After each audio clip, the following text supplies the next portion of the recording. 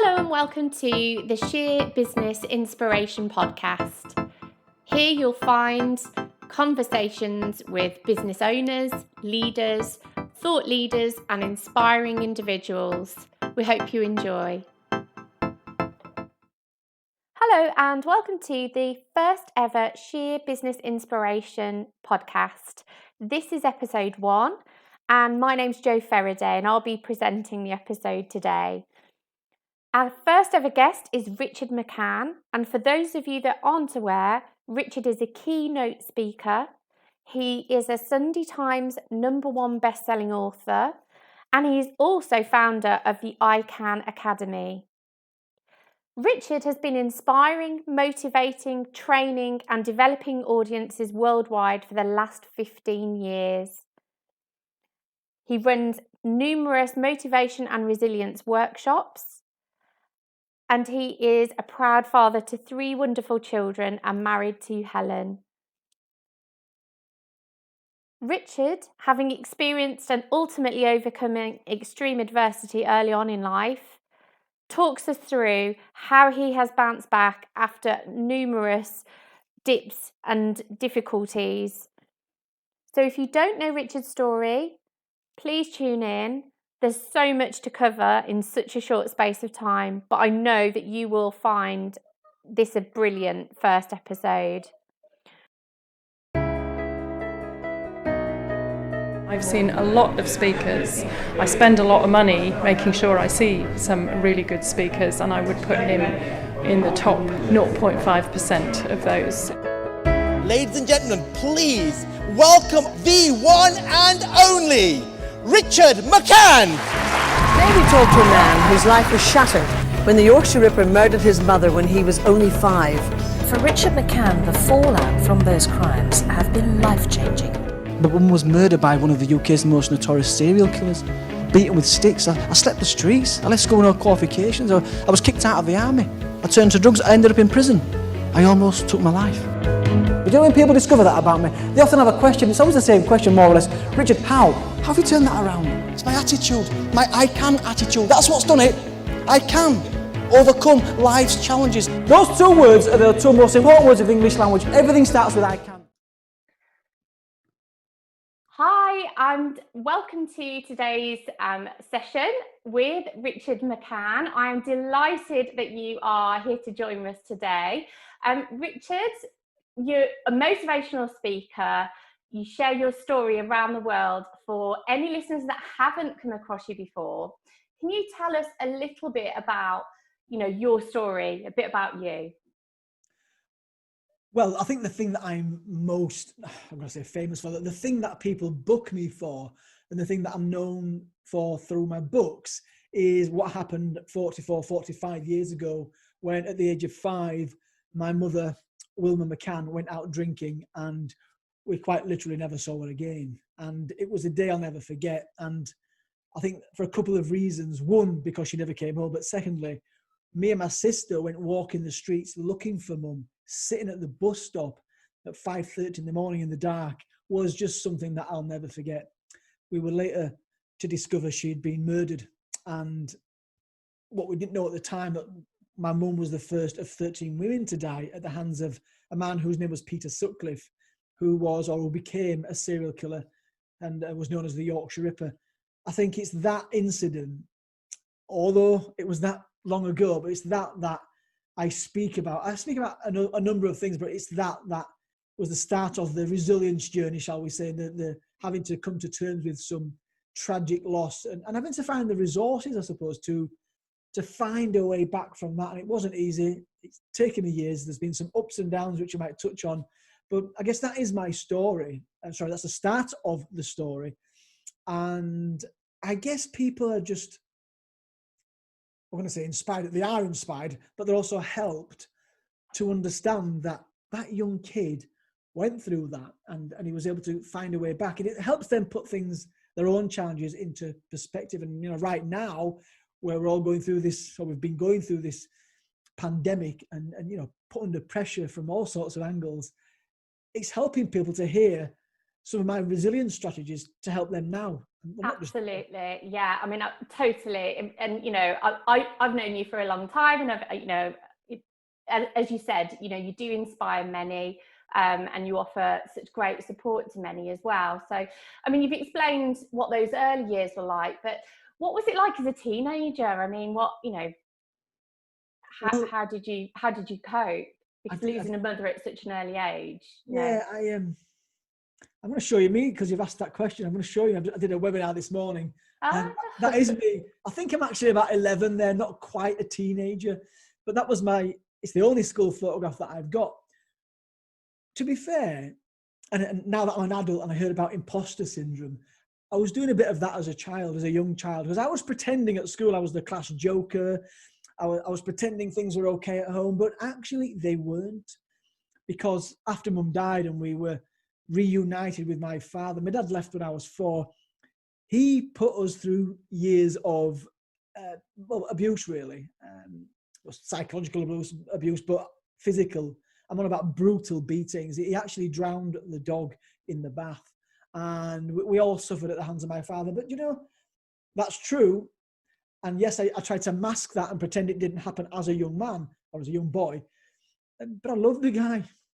It's still your father at the end of the day. My father, and yes, as a child, and I ended up running away from home a couple of times. I got involved in drinking and, you know, solvent abuse. But as a child, I hated him. And as a young adult, I hated him. But as I've matured and I've got to understand and become a parent myself, I've got to understand how it is. And he just didn't have the resources or the skill set, the strategies to deal with, well, children anyway, but we're talking about 4 traumatized children with lots of emotional problems. So, you know, so life was tough, but I put on this mask and pretended it was okay at home. And, you know, as a kind of a man, I've heard from some of my classmates who said some knew what was going on, but some didn't know about my mum. So it was funny, because some would say to me, "Is it true your mum was this prostitute?" And it was those words, and I guess words like that gave me that low self-esteem, and I thought that they're all better than me. Something I've discovered as an adult that a lot of people suffer from, limiting beliefs. Yeah, I mean, I mean, that's the thing, isn't it? And kids can say such cruel things, but then equally in adult life, you know, you have trolls, you have bullies, you have people that, you know, for whatever reason they do what they do, you know, and that does affect other people, but there's a reason that they're doing what they do, and I don't condone it, but, you know, that's the thing, isn't it? So you left school with no qualifications. What work did you do initially? What, you know? And by the way, yes, I did leave school with no qualifications, but it wasn't because I wasn't bright. I just decided I need to get out of here. I walked out of school at 16. I was supposed to go back to take my exams. We used to have a thing called an Easter leaver. You can leave at Easter, come back for your exams. They've stopped all that now. So at Easter, I walked out and I left home. I moved in with my sister. My first job, and I don't know if I can quickly show you, but it was ironing trousers in a mill. Oh, wow, okay. It was in a mill. Yeah, then it'd be my clothes, because I showed it this morning. I was ironing trousers. You see, I didn't know about the wider world. I didn't know about potential. I didn't know about, you know, growth and things that you can do to improve your lot. And I certainly didn't have an inspirational leader. What we've skipped over, by the way, because I know this is not my whole presentation, but one of my little highlights as a child, 12, 13, is my first inspirational leader was my teacher, who encouraged me to take part in that public speaking competition at school, and I won the competition. Oh, wow, okay. That lifted me.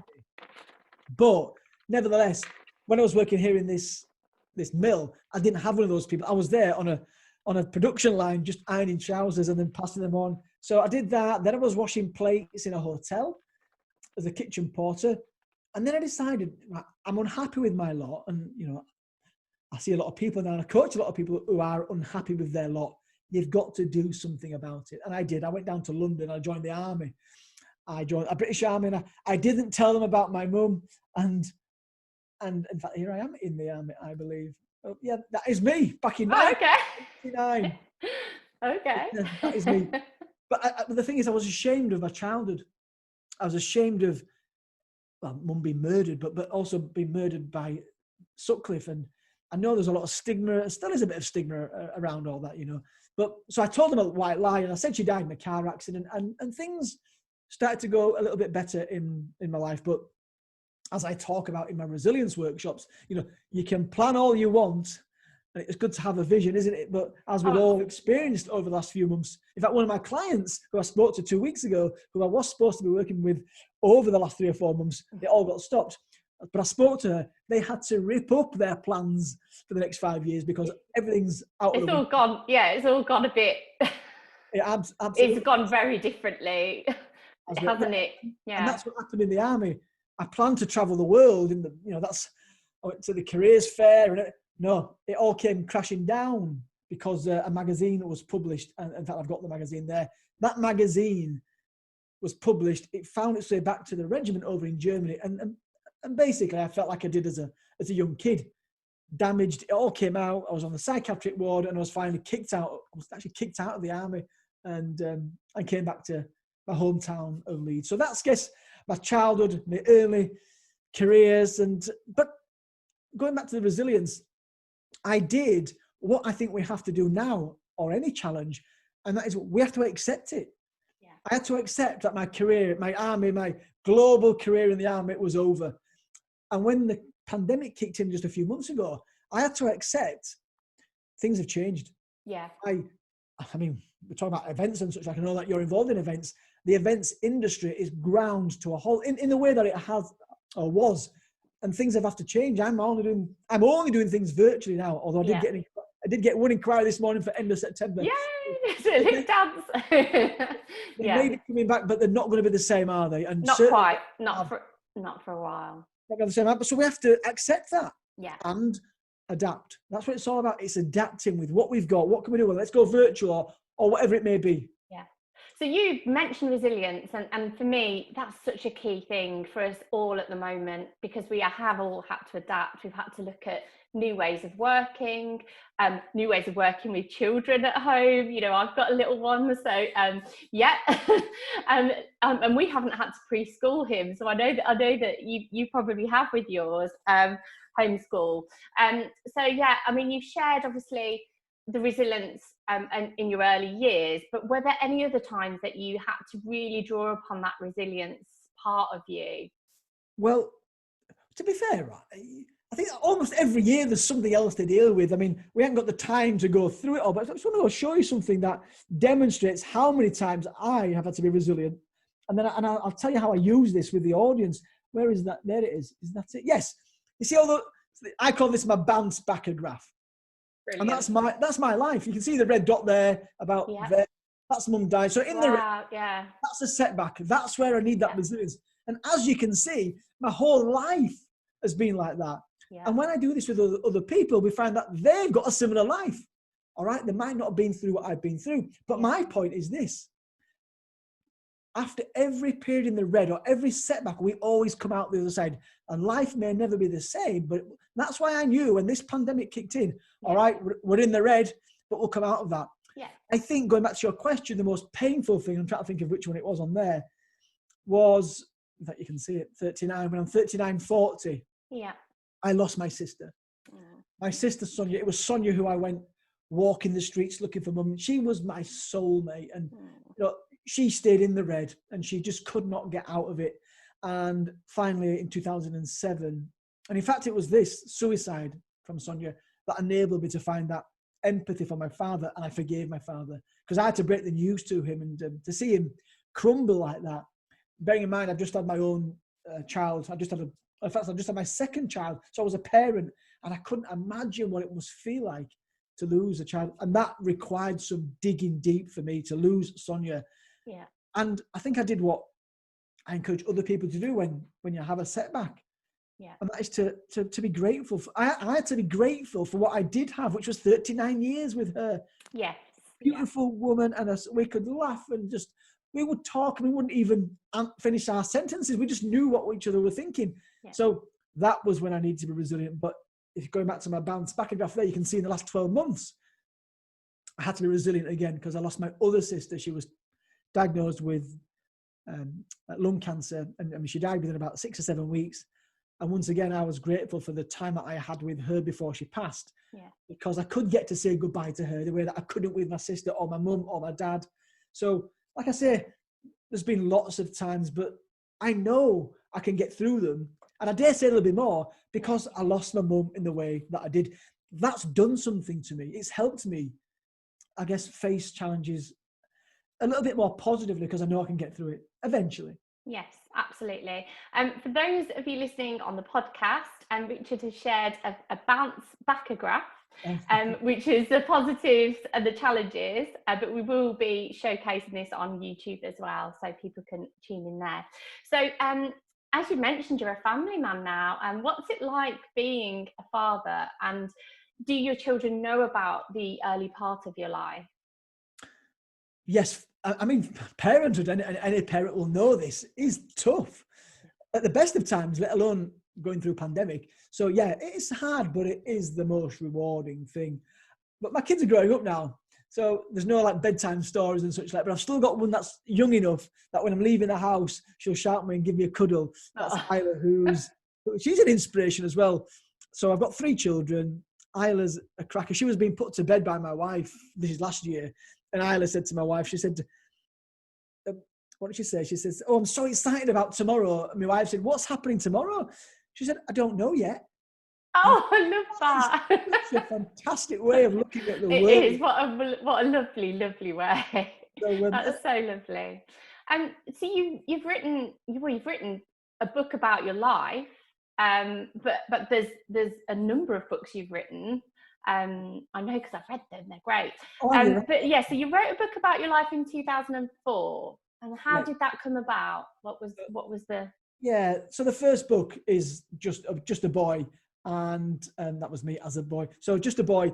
That was where it all started, and that led to my other books. But the way that came about is my sister, in fact, stabbed her boyfriend. Oh my goodness. I haven't really told you about Sonia. Well, I've alluded to some of it, but she's had a hell of a life. Alcohol, drugs, violent men, psychiatric wards, all that stuff. And she stabbed this current boyfriend at the time, and she didn't kill him. But when she was finally released from the police station, I just thought, well, she's going to go to prison. And I could see the relationship between her doing that and what happened to mum and her not getting the support. Well, none of us did. And I thought, I need to do something. And it was a bit naive, I have to say now, because I thought maybe the judge would read the book, it would maybe reduce her sentence a little bit, but that was never going to happen. But that's where I got the motivation from. When the police dropped the charges, I stopped writing the book. But then, I don't know, a chance meeting on a salsa holiday in Spain, I met a young man whose mum had just written a book about him. And he wasn't even on the salsa holiday, he was just in the hotel. And I thought it was like the universe giving me a nudge, and I met his mum and she told me about the book, and well, the rest is history. I came back from that salsa holiday with, I guess, renewed motivation to keep writing the book. That was 2003 and it came out in 2004, 16 years ago. Amazing, isn't it? I'm such a great believer in things happening for a reason, though. And I know that there's, I've seen lots of posts from you saying, things have really strange ways of coming as coincidences and showing up. And yeah, I mean, it is strange and weird and wonderful how the world works at times. And what advice would you give someone, Richard, that wants to make their mark on the world right now? There's a lot of people out there that are being made redundant, obviously have lost people to this awful pandemic, and or at any time losing someone's awful, but it's shaped the whole world. So it's, what advice would you give? Well, as far as making a mark on that, I mean, not everybody, by the way, wants to make a mark in the world. No. I guess in ways like I do, speaking around the world and books and all the rest of it. Yeah. I don't think we need to be like motivational speakers or authors. We can make a mark on the world by doing some of the simple things. Crouching down beside that homeless person and just spending a bit of time with them. I don't know, buying them a tea or a sandwich or something. It's just those little bits of interactions that we have with our fellow human beings, wherever they're from, whatever colour hair, whatever colour skin they've got. We're just all the same. family, really. Yeah. I just think those little moments, we can make a mark in those. I did it last week. I bumped into a car. I reversed into a car, taking my daughter to school, but there was nobody there. So I left my number on the registration plate. Oh, that's such an honest thing to do, because a lot of people don't do that. He rang me and says, "What's going on?" I said, "I've scratched your bumper." He didn't even notice it. So I said, "I'll come round tonight and we'll talk about it." I was going to make an offer to pay for it rather than going through the insurance. And he was so, I spoke to his son first. His son is an elderly gentleman. His dad was so overwhelmed that somebody would leave their number. And anyway, he wouldn't take any money from me. I actually took him a big basket of fruit at the weekend. So it's just us. And then actually what happened, just to finish that story, that night, we just got some new furniture for my children with the girls. My wife sold something on, was it Facebook Marketplace? So I went from the gentleman who I was going to give the money to for scratching his car to drop off the set of drawers. And I said to my son, and this is how we can inspire our families and children. I turned to my son after I got the £30 and I said, "Do you know what I'm going to do? I'm going to go back. I'm going to give them the money back." And I went back. And the man couldn't understand why I was giving him his money back. So I explained the man. It was that, pay it forward. Pay it forward, yeah, which is brilliant. And kindness, human kindness is so powerful. It doesn't cost a penny, does it? It doesn't. It was just a beautiful thing. So my point is just those little interactions with our fellow human beings. How are you? How are you really okay? It's just interested in other people. But of course, if someone's got a passion to change the world, well, my thoughts on that is, we'll go out and do it. Make it happen. Yeah. And you'll be surprised that when you set a goal and an intention, how, like me with the book, how the universe can make things happen in a kind of spooky way that, how is that supposed to happen? But often they do. So on that vein as well, there's a lot, like I've alluded to, there's a lot of people being made redundant. You've said, the hospitality and event sectors, many sectors are being affected, and the suppliers that supply them. I mean, you speak globally. You can do it in the virtual sense, but it isn't quite the same as being in an arena or a conference venue with thousands of people. So for the people that are in a situation where they're feeling like, I don't quite know what I'm going to do, how can I turn my life around? Or they might be in a worse situation, like you say, homeless. I think none of us should be taking anything for granted, really. But what message would you give to people that are, trying to think how they're going to turn their life around? Well, for those people that are wanting to turn their life around, maybe in a similar way to me or my sister, so someone that's at, rock bottom, really in a really dark place. Yeah. Well, I would have to do what I did, or I would encourage people to do what I did back in 1998. As part of my journey, is I did something I should have done when I was a child. As I reached out and I asked for some help. Yeah. I haven't had time to go through how my relationships were impacted by the loss of my mum. I always felt like I wasn't good enough, self-sabotage. And that went on for years. It was a pattern. And I finally decided to go see a counsellor. And it took me 2.5 years to go through all the issues that I had. So my first bit of advice would be, if you've got stuff going on for you, then reach out and get some support and connect with other people. And we don't need to do it on our own. We do not need to do it. There is help. Even for homeless, there is help out there, but you need to want to.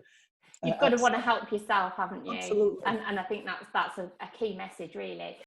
So, Richard, I'm really, I'm sure everyone else is keen to know, what motivates you as a person? What gets you out of bed in the morning?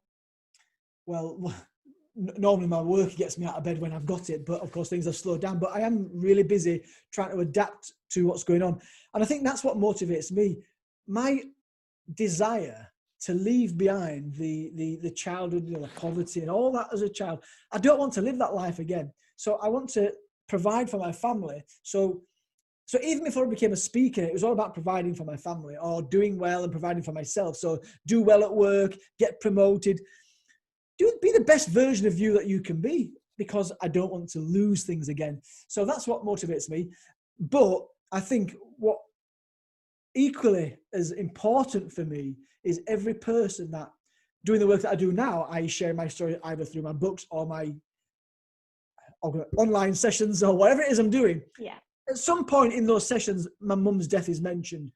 And I've lost count actually now. I've lost count of the amount of people over the years that have either read, seen me, been inspired, been able to forgive somebody, because what we didn't even touch on is how I forgave my mum's killer in 2010. So when I share that story, for every person that's helped or inspired themselves to make a change in their lives, it basically means my mum's death wasn't in vain. And every time that happens, it just gives me a lovely feeling inside.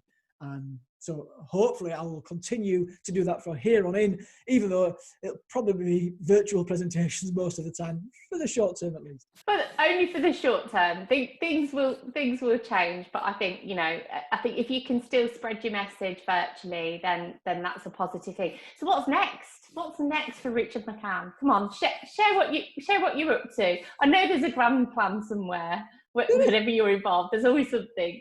I wouldn't say there's, obviously the business, the iCan Academy's changed over the years, and we've obviously the keynote speaker, then there's the resilience, which I've been asked for today. In fact, I've got an inquiry today. There's the presentation skills, but then the new thing for me, and it's to do with COVID really, is typically an event organizer or a organization will book me to speak at their conference. But because of the restrictions we've got right now, my idea is this Inspire the Nation initiative, where organizations can book onto one of my webinars and get that resilience or that inspiration at the same time as other organizations. And I've only thought about doing that because of what's going on and the way that we're having to work over the last few months. But there's no reason why we shouldn't do it. So I can have a presentation where somebody in, I don't know, Northern Ireland or in South Wales can book on at the same time. And so that's for me what I want to do. It's Inspire the Nation, the initiative. You absolutely do that anyway, Richard. And thank you so much for being a guest on our podcast and blog. Really, really appreciate your time. And best of luck with Inspire the Nation. I know you won't need it. I know loads of people sign up to that. It sounds like a brilliant idea. So fantastic. And take care. And look forward to hearing all about it soon. Thank you. I look forward to bumping into you at an event at some point. Yes, absolutely. In the future. Thanks a lot. Thank you. Bye. Thank you so much to Richard McCann for taking the time to speak to us on episode 1 of the Sheer Business Inspiration podcast. I'm sure I speak for everyone, Richard, when I say that you have had severe troubling times and you really have shown that resilience and bounce back ability and the ability to ask for help, will support people that are in difficult situations right now. So thank you for that. And if anyone does want to speak to Richard regarding his motivational and resilience workshops, and also in terms of his Inspire the Nation, I'm sure Richard would be more than happy to oblige. Now, in 2 weeks' time, we are going to be speaking to Ninder Johal, and he's our second guest. So he'll be our episode 2. Ninder is the CEO of the Natural Group, and he's also the Deputy Lieutenant of the West Midlands. Ninder is a fellow event professional, and we'll be talking about his career in the music industry and the events industry and what he's up to right now and what's coming up. All very exciting, so we can't wait for that. If you're enjoying the content, we would love to connect with you. We are an agency that can support you with event requirements and venue finds, so please do reach out to us. You'll find us on Facebook, Twitter, Instagram and LinkedIn. And don't forget to subscribe to our YouTube channel as well, because these chats will also be uploaded as vlogs as well. So thanks for joining us and hope you enjoyed it.